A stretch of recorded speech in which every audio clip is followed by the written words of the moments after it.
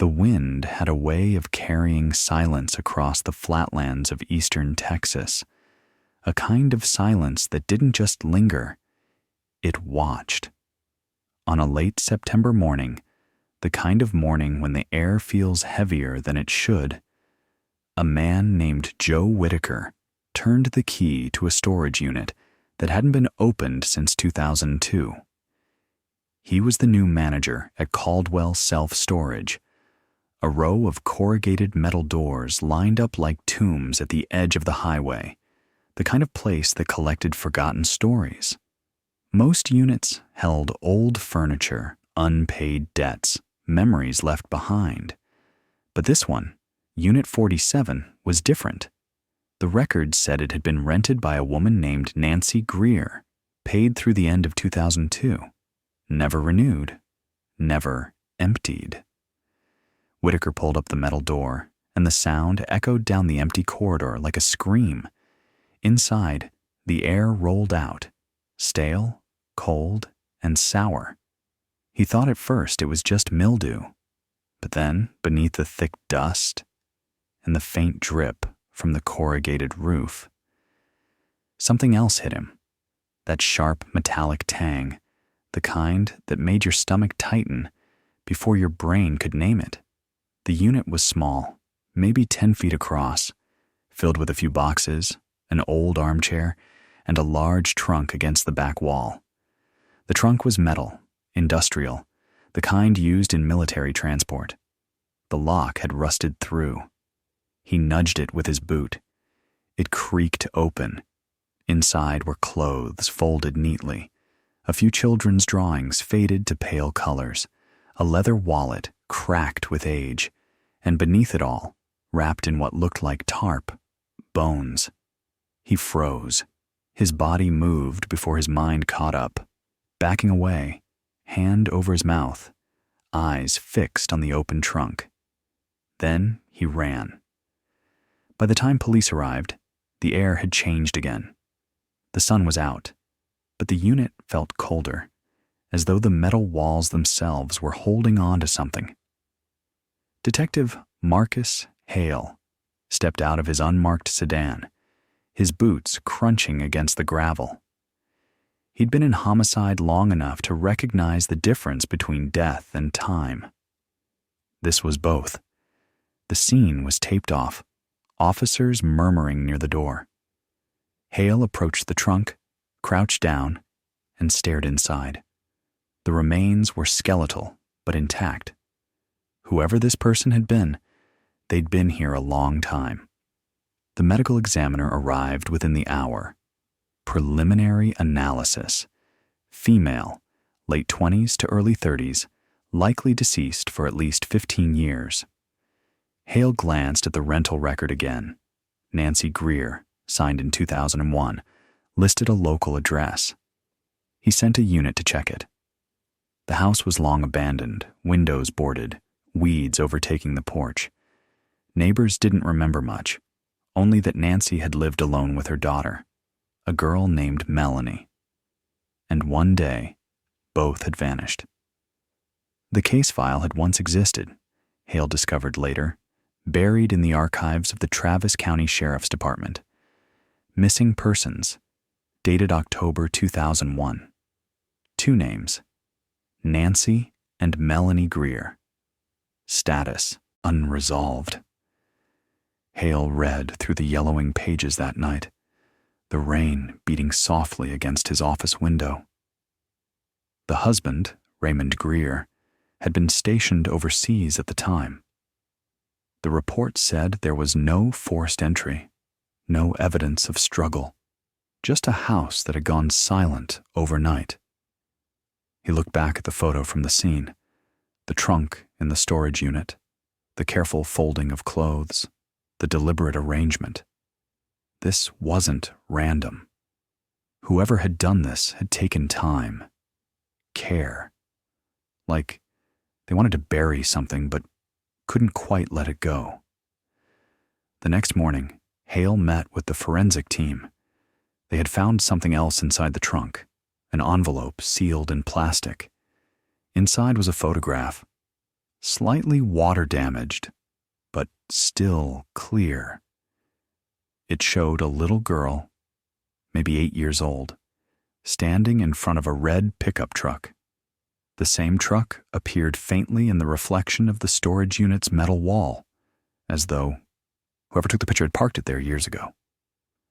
Scrawled on the back in fading ink were 3 words: "You'll never find her." Hale stared at the words for a long time. They weren't written like a taunt. They were written like a confession. The investigation widened quickly.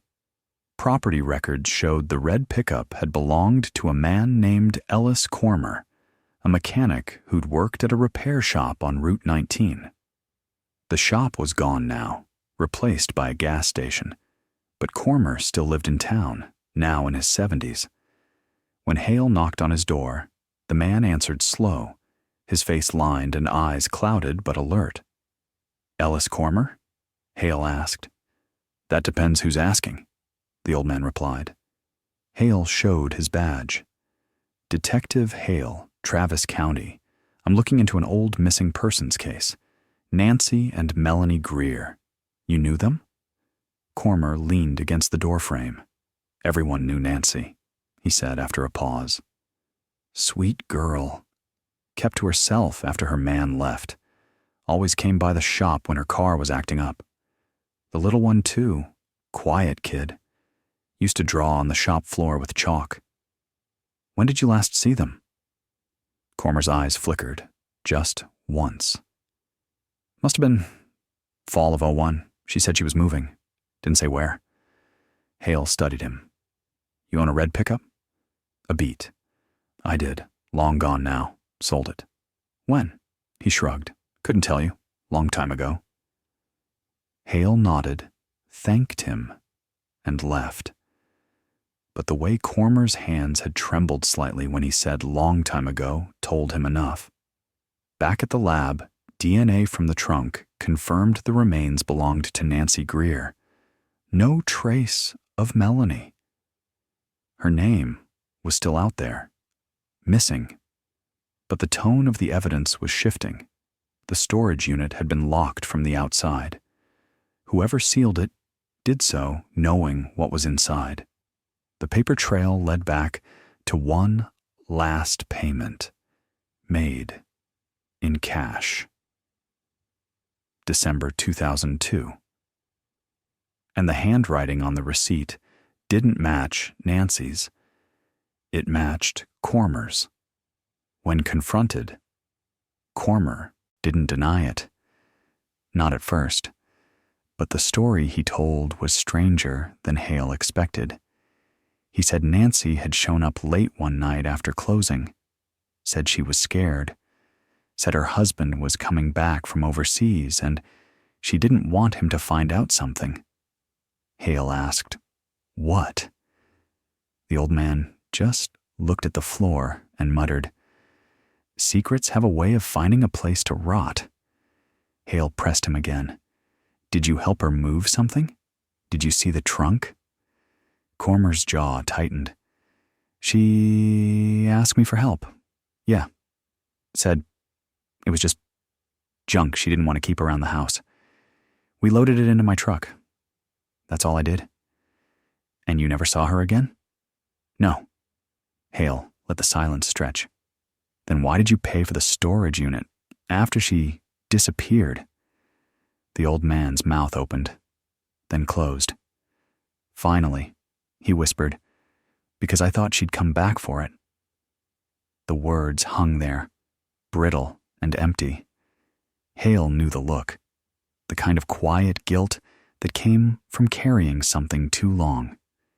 But before he could ask more, Cormer coughed hard, shoulders shaking, and excused himself. That night, Hale drove out to the edge of town where the old mechanic's shop had stood. The foundation was still visible, overgrown with weeds. Beneath the cracked cement, he noticed faint scorch marks, like something had burned there years ago. He shone his flashlight into a nearby drainage ditch and caught the glint of metal. It was a license plate, half buried in mud. The number matched the red pickup. He took it to the lab the next morning. Forensics found dried traces of blood beneath the paint. The DNA matched Nancy Greer. Cormer was arrested that afternoon. When Hale entered the interrogation room, the man was sitting quietly, hands folded. Rain tapped against the window, slow and steady. "You want to tell me why her blood was in your truck?" Hale asked. Cormer didn't look up. "I didn't kill her. Then how did she end up dead in a trunk you paid for?" For the first time, Cormer met his eyes. "Because she was already gone when I found her." The words hit Hale harder than he expected. "Explain that." Cormer leaned back, the chair creaking. "Nancy came by that night like I said. She looked like she hadn't slept in days. Said her husband had found out something. She didn't say what, just kept saying she had to leave town before he came back. I told her I'd help her pack. But when I went to her place the next morning, the door was open. Lights still on. She was in the kitchen. She wasn't breathing. The girl was gone. You didn't call the police. Would you have?" Hale's jaw tightened. "I would have done something other than hide her in a storage unit." Cormer's eyes went glassy. "I couldn't let her rot in that house. I didn't kill her, Detective. I just couldn't bury her right." It was part confession, part curse. Hale left the room unsettled. If Cormer was telling the truth, then someone else had killed Nancy. Someone who wanted her gone quietly. But the daughter, Melanie, was still missing.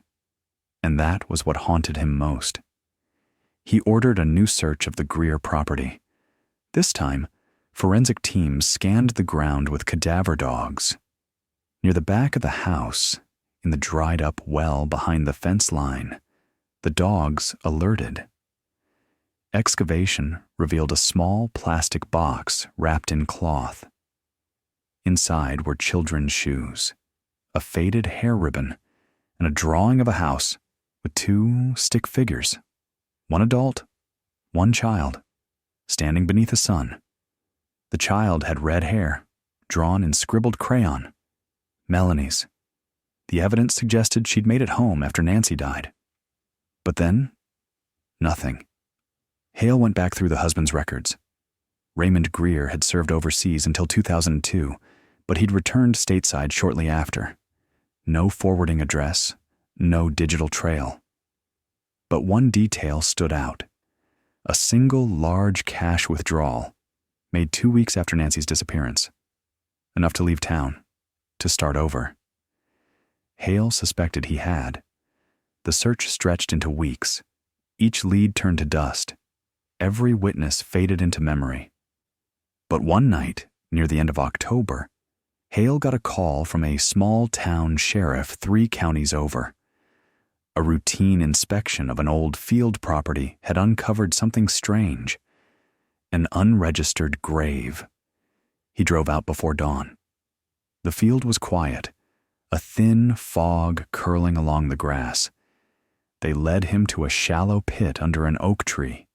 Inside lay a small skeleton, wrapped in a child's blanket patterned with yellow stars. Nearby, an old necklace hung tangled in roots. A silver locket shaped like a crescent moon. Inside the locket was a photo. Nancy and Melanie. The silence that followed was thick enough to crush air. The ME confirmed what Hale already knew. Melanie Greer, aged 8. Time of death consistent with late 2001. Hale stood there as the first light of morning broke over the horizon. It didn't feel like closure. It felt like excavation. Like the earth was giving up its secrets one by one. And he knew this wasn't the end. Someone had put her there carefully, like they wanted her to be found. But not too soon. He turned toward the line of trees that bordered the field. The wind shifted, cool and sharp, carrying that same smell he'd first noticed in the storage unit. Rust, dust, and something older. The kind of cold that comes from memory itself. When he got back in his car, he looked at the case file again. On the last page, in handwriting not his own, were the words, "You found her, but you're not done." For 3 days, the fog hung low over Travis County, like the land itself didn't want to let go of what it had buried. Detective Marcus Hale drove the long road back from the field, where they'd found Melanie Greer, the weight of the child's locket still pressed against his mind. It was too deliberate.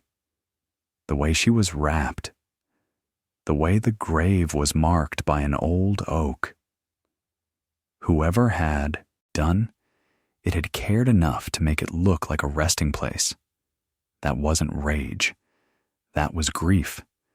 But grief and guilt often looked the same when you stared at them long enough. The medical examiner's report confirmed it.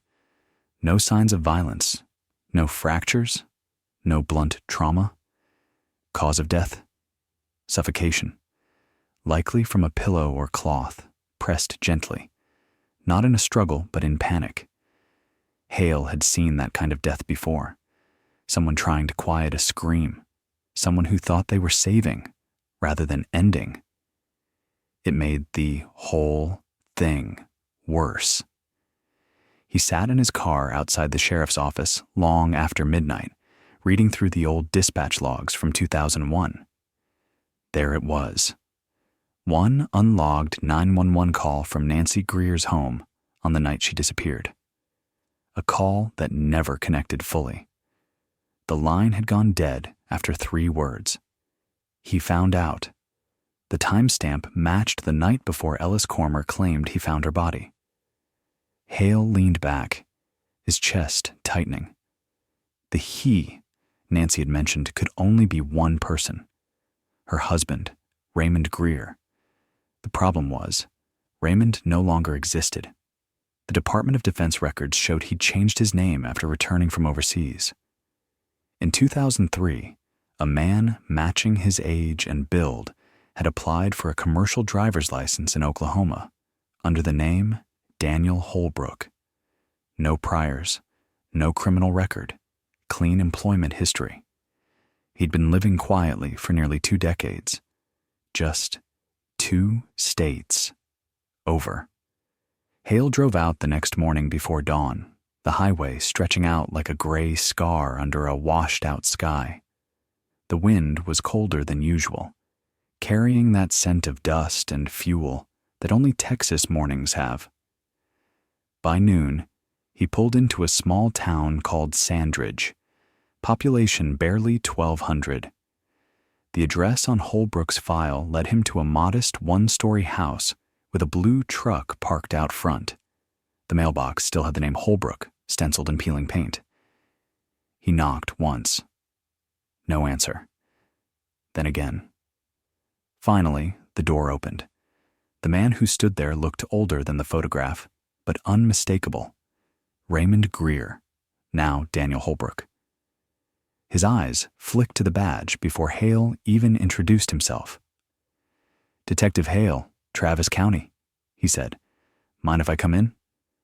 Holbrook hesitated, then nodded slowly.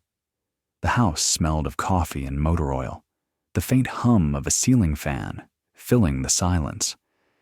They sat across from each other at a kitchen table, worn smooth by years. "You've been hard to find," Hale began. "I wasn't hiding," Holbrook said softly. "Just done. Being found." "Your wife and daughter disappeared in 2001, Hale said. "We found them." Holbrook didn't react. His jaw tightened, but his eyes didn't move. "Where?" "Your wife was in a storage unit in Caldwell. Your daughter was buried near an oak tree on an old field." outside town. Holbrook's hand went to his mouth, trembling slightly. "Melanie?" he whispered. "Yes," Hale said. She was wrapped in a blanket, a locket around her neck. Someone made sure she was buried with care. "You know who did that?" Holbrook exhaled slowly. "You think it was me?" "I think you were the only one who had reason to." He looked up, eyes glassy but sharp. "You think reason matters after 20 years? Tell me what happened." Holbrook rubbed his temples. "Nancy wasn't supposed to die. None of it was supposed to happen. When I left for deployment, things were fine. Letters, phone calls, everything normal. But when I came back, she was distant. Wouldn't answer, wouldn't talk to me. I found out later she'd been seeing someone. Ellis Cormer," Hale said. Holbrook nodded. "That old mechanic. She said he was just helping around the house. But I knew better. When I confronted her that night, she said she was leaving, taking Melanie. Said she'd met someone who could give them a new start. I didn't believe her." "What happened next?" Holbrook looked away. "She screamed. I pushed her. She fell, hit her head on the counter. It was over in seconds. I didn't mean to. God, I didn't mean to." Hale's pen stopped moving. "And your daughter?" Holbrook's eyes welled. "She saw. She came out of her room and saw everything. I panicked. I told her it was an accident. I told her to go back to bed. But she wouldn't stop crying. I carried her out to the truck. I don't even remember driving. The next thing I know, I'm sitting in that field, and she's asleep beside me. I tried to wake her, but she wasn't breathing. Maybe she suffocated? Maybe I pressed too hard trying to quiet her." His voice cracked. "I buried her there. I stayed until the sun came up." Hale stared at him for a long moment. "Why the storage unit? I couldn't leave Nancy in that house. I thought if I put her somewhere safe, I could come back. I could fix it somehow." He gave a hollow laugh. "But time doesn't fix the dead." The confession hit like cold water, both simple and devastating. Hale had seen killers cry before, but this was different. There was no performance here, no anger. Just a man who'd run out of ways to lie to himself. He called it in. Holbrook didn't resist. As they cuffed him, he asked for one thing: to see the locket again. Hale handed it to him through the glass during processing. Holbrook held it for a moment, thumb brushing the photo inside, then nodded quietly. "She loved stars," he murmured, "said they were wishes we'd forgotten to make." When it was over, Hale stepped outside into the fading light. The air felt heavy again, like before a storm. He looked out across the flat fields stretching toward the horizon, and for a moment, he swore he could smell that same cold scent from the storage unit, the smell of rot and regret intertwined. In the following weeks, the case made headlines across the state. 2 decades of silence broken. Father confesses after flood of evidence. Reporters loved the symmetry, the poetic closure, but Hale hated it. There was nothing poetic about the way the world ends in small houses and forgotten storage units. He sat down one night to write the final report. As he typed, he noticed something odd in the evidence list. A missing item. The Polaroid. The one that said, "You'll never find her." It wasn't in the log. It wasn't in the archive. He checked every file, every photo index. Gone. He thought maybe it was misfiled. But then a week later, an envelope arrived at his desk. No return address. Inside was the same Polaroid, the same words on the back. But now, below the original handwriting, there was something new. Fresher ink, darker, uneven. 3 more words. You finally did. Hale stared at it, the edges trembling slightly in his hands. Whoever had sent it knew the case was closed, knew every detail. The ink was still wet enough to smudge. He turned it over, looking for fingerprints, markings, anything. Nothing. Just that same reflection of a truck in the metal wall, now almost too faded to make out. But if you tilted it just right, under the light, you could see something, someone, standing behind the truck. A shadow that didn't belong to either Nancy or Raymond. He sent it to the lab for analysis, but the image degraded too quickly. Too much time. Too much wear. Still, the technician said something odd before she left the room. You know what's strange, Detective? That photo paper, it's not from 2001. It's from this year. The words sank in slowly, like the air itself had frozen. Someone had reprinted it. Someone who still had access to the original. 2 nights later, Hale drove back to the storage facility. Unit 47 had been emptied and sealed, the floor scrubbed clean, but he needed to see it again, needed to feel it. The manager, Joe Whitaker, met him there, keys jangling nervously. You really think there's more to find? He asked. Hale didn't answer. He just stepped inside. The air was cooler than it should have been, sharp and metallic. He crouched near where the trunk had sat. The concrete there was slightly different, a faint circular outline marking where something else had once been. He tapped the spot lightly with his knuckles. Hollow. He called for a drill. Within minutes, they had broken through the thin layer of cement. Inside was another small box, wrapped in plastic, perfectly sealed. Hale's breath caught as he lifted it out. Inside were a few items: a gold wedding ring, a cassette tape labeled October 2001, and a piece of paper folded twice. He unfolded it slowly.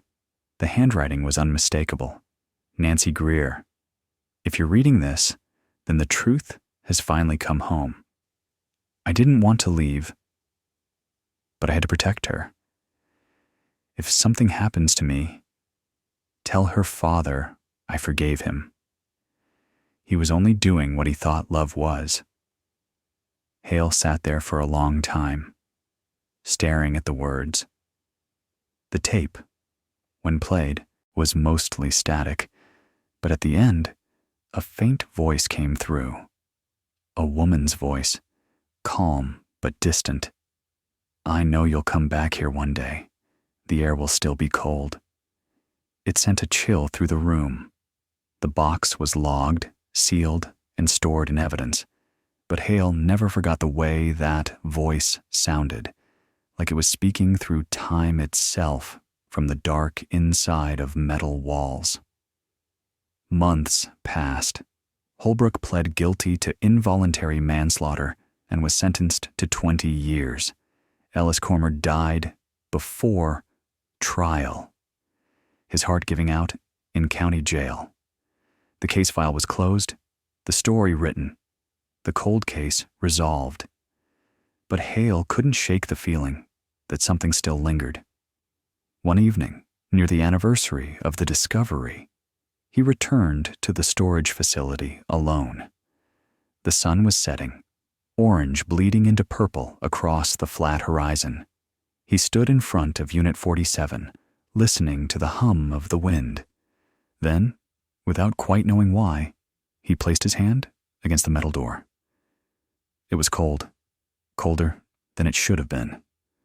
When he turned to leave, he caught sight of something small, wedged in the gravel by his boot. A photograph, weathered, edges torn. He picked it up. It showed the same storage unit, door half open, but this time a figure stood inside. A silhouette of a woman, her hair loose, her face just out of focus. On the back, a single word written in that same familiar hand. Home. Hale looked around, the parking lot empty, the air utterly still. He held the photo up to the fading light, and for a moment, it almost looked like she was smiling. The wind rose gently, lifting the dust from the ground, whispering through the rows of metal doors. Then it was gone. He slipped the photo into his coat pocket, turned off his flashlight, and walked away. Behind him, the unit stood silent and silver in the dying light, holding their secrets as they always had. The cold air followed him out to the highway, lingering, patient, eternal. And for the first time in 20 years, the lock on Unit 47 stayed open.